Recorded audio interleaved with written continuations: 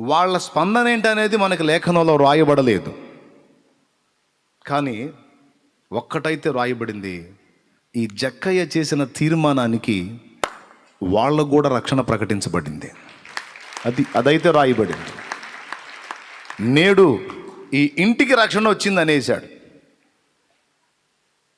అంటే కుటుంబం మొత్తం కదలలేదండి. కుటుంబంలో సరిగ్గా ఒక్కడు కదిలాడు.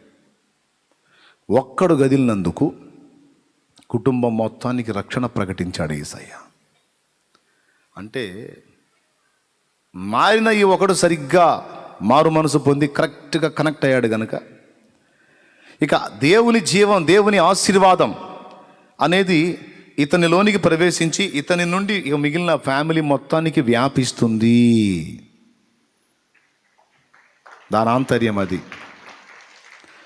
దేవునితో కనెక్ట్ అయినవాడు, స్త్రీ కానీ పురుషుడు కానీ. మీ అందరికీ కుటుంబాలు ఉన్నాయా లేవా? నాకు ఫ్యామిలీ ఉందన్న వాళ్ళు చేతులు ఎత్తండి. ఎవరు ఉంటారండి ఫ్యామిలీ లేని వాళ్ళు? అసలు చిన్నదో పెద్దదో కుటుంబాన్ని కలిగి ఉంటారుగా.